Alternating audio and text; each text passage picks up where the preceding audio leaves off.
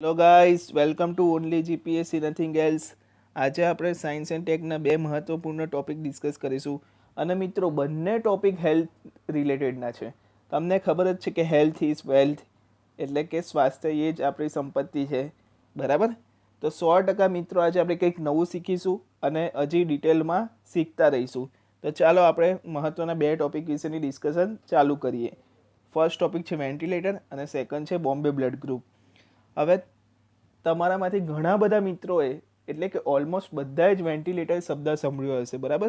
અને કેટલા બધા મિત્રોએ વેન્ટિલેટર જોયું પણ હશે. પરંતુ હાલમાં કોવિડ-19ના સમયમાં વેન્ટિલેટર ખૂબ આઈએમપી ઇન્સ્ટ્રુમેન્ટ છે, બરાબર? વેન્ટિલેટરનું કામ શું હોય છે મિત્રો? વેન્ટિલેટર એક મશીન છે. એ લંગ્સમાં, એટલે કે ફેફસામાં ઓક્સિજન પહોંચાડે છે અને કાર્બન ડાયોક્સાઇડ બહાર કાઢે છે. એટલે કે રેસ્પિરેટરી માટે હેલ્પ કરે છે, એટલે કે શ્વસન ક્રિયામાં વેન્ટિલેટરનું મદદરૂપ થાય છે, બરાબર છે મિત્રો? હવે જે આપણું લંગ્સ હોય છે, એટલે કે ફેફસા હોય છે, ફેફસા એ બ્લડ વેસલ સાથે જોડાયેલો છે.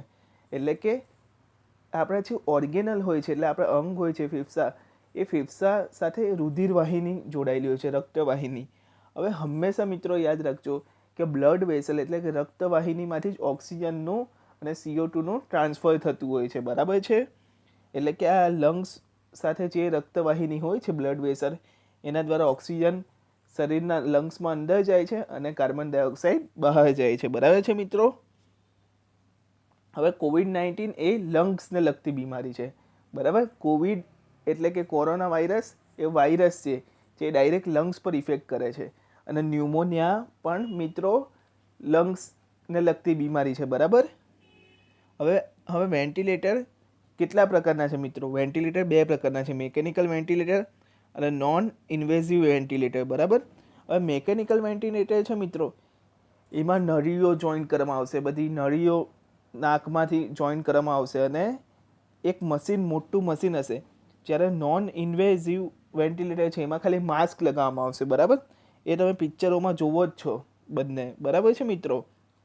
અને મેઇન શું કામ છે વેન્ટિલેટરનું? કે લંગ્સમાં ઓક્સિજન લેશે અને કાર્બન ડાયોક્સાઇડ બહાર કાઢશે, બરાબર છે મિત્રો? હવે સેકન્ડ મહત્વનો ટોપિક છે બોમ્બે બ્લડ ગ્રુપ. હવે તમે મિત્રો ઘણા બધાએ બ્લડ ગ્રુપ વિશે ભણ્યું હશે, પરંતુ બોમ્બે બ્લડ ગ્રુપ પહેલી વાર સાંભળ્યું હશે. હવે મિત્રો, બોમ્બે બ્લડ ગ્રુપ એટલે બોમ્બેમાંથી શોધાયું એટલે બોમ્બે બ્લડ ગ્રુપ, યાદ રાખજો. હવે બ્લડ ગ્રુપની શોધ તમને ખબર છે કાર્લ લેન્ડ્સનીયરે 1909માં કરી હતી. મિત્રો, તમને નવાઈ લાગશે, 650 ટાઈપના બ્લડ ગ્રુપ આવેલા છે, પરંતુ આપણને એબીઓ બ્લડ ગ્રુપ જ ખબર છે, બરાબર? એબીઓ એટલે શું? કે મોસ્ટ કોમન બ્લડ ગ્રુપ કયા કયા? એ, બી, એબી અને ઓ, બરાબર? હવે 1952માં મુંબઈમાં વાયએમ ભિંડે નામના માણસે, એટલે કે વાયએમ ભેંડે નામના માણસે આ બ્લડ ગ્રુપની, બોમ્બે બ્લડ ગ્રુપની શોધ કરી હતી, બરાબર? હવે મિત્રો એક વસ્તુ મગજમાં રાખજો, જો કોઈનું એ બ્લડ ગ્રુપ હોય, બરાબર, તો એનામાં એ એન્ટીજન હશે અને એનું વિરોધી શું? બી, એટલે કે બી એન્ટીબોડી હશે. જેને કે મારું બ્લડ ગ્રુપ બી છે, તો મારામાં બી એન્ટીજન હશે અને બીનું વિરોધી એ એન્ટીબોડી હશે, બરાબર છે મિત્રો? કોઈ બી દિવસ બી એન્ટીજન ને બી એન્ટીબોડી એકી સાથે ના હોય, બરાબર છે મિત્રો? હવે બોમ્બે બ્લડ ગ્રુપ, હવે જાણે કે એ બ્લડ ગ્રુપ છે તો એમાં એ એન્ટીજન, બી બ્લડ ગ્રુપમાં બી એન્ટીજન, એ બી બ્લડ ગ્રુપ છે તો એ અને બી એન્ટીજન, બરાબર? અને ઓ બ્લડ ગ્રુપ છે તો એક પણ એન્ટીજન નહીં હોય, બરાબર?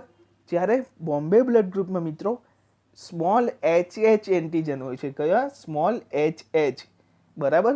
હવે તમને મિત્રો આ ખબર નહીં હશે કે જે એબીઓ બ્લડ ગ્રુપ હોય છે આપણા અંદર, જાણે કે મારું બ્લડ ગ્રુપ એ હોય તો મારામાં એ એન્ટીજન હશે પ્લસ કેપિટલ H એન્ટીજન પણ હશે, બરાબર? હવે મિત્રો, કેપિટલ H એન્ટીજન અલગ છે અને સ્મોલ HH અલગ છે, યાદ રાખજો. જે સ્મોલ HH એન્ટીજન છે એ છે બોમ્બે બ્લડ ગ્રુપ, બરાબર છે મિત્રો? જે રેર કેસમાં એન્ટીજન જોવા મળે છે, બરાબર? સાઉથ એશિયામાં સૌથી વધારે બોમ્બે બ્લડ ગ્રુપ જોવા મળે છે, બરાબર? અને ઇન્ડિયામાં 7600 થી 10,000 લોકોમાં એક કેસ મળે છે બોમ્બે બ્લડ ગ્રુપનો, બરાબર છે મિત્રો? હવે આ ટેબલને ધ્યાનથી જુઓ અને વિચારો કે આ શું કહેવા માંગે છે. હવે બ્લડ ગ્રુપ આપ્યું છે એન્ટીજન અને એન્ટીબોડી, બરાબર. હવે જાણે કે એ બ્લડ ગ્રુપવાળો છે, તો મેં તમને કીધું કે કોઈ પણ બ્લડ ગ્રુપવાળો હશે એના સાથે કેપિટલ એચ એન્ટીજન તો હશે ને હશે જ, બરાબર. એટલે કે એ બ્લડ ગ્રુપ છે તો એમાં કેપિટલ એ એન્ટીજન અને એચ એન્ટીજન, જ્યારે એન્ટીબોડી બી છે. હવે બી બ્લડ ગ્રુપ, એમાં બી એન્ટીજન, એચ એન્ટીજન અને એન્ટીબોડી એ બી બ્લડ ગ્રુપ, તો એ બી એચ એન્ટીજન અને એન્ટીબોડી નહીં હોય એટલે સર્વગ્રાહી છે, એટલે બધાનું બ્લડ લઈ શકે. ઓમાં માત્ર એચ એન્ટીજન હોય છે મિત્રો, અને એ અને બી એન્ટીબોડી હોય છે, એટલે ઓ બધાને બ્લડ આપી શકે છે, બરાબર છે. અને બોમ્બે બ્લડ ગ્રુપમાં એક પણ એન્ટીજન નથી હોતો, પરંતુ એક એક્સેપ્શનલ સ્મોલ એચ એન્ટીજન હોય છે, બરાબર. અને એન્ટીબોડી તરીકે એ બી અને એચ હોય છે, બરાબર છે મિત્રો.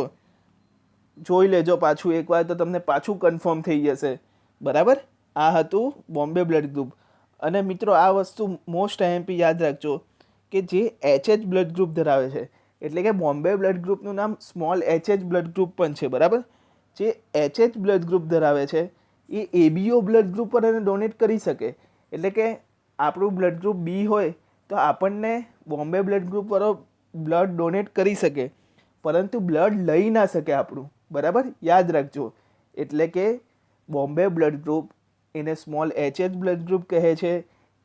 એ એક બોમ્બેમાંથી શોધાયું હતું અને એમાં સ્મોલ એચ એન્ટીજન આવેલા હોય છે, બરાબર. અને એ આપણે એનું બ્લડ લઈ શકીએ છીએ, બરાબર. પરંતુ આપણે એબીઓ બ્લડ ગ્રુપવાળા બોમ્બે બ્લડ ગ્રુપવાળાને બ્લડ આપી શકતા નથી. તો મિત્રો આ હતા આજના 2 મહત્વપૂર્ણ ટોપિક. ઓકે મિત્રો, થેન્ક યુ.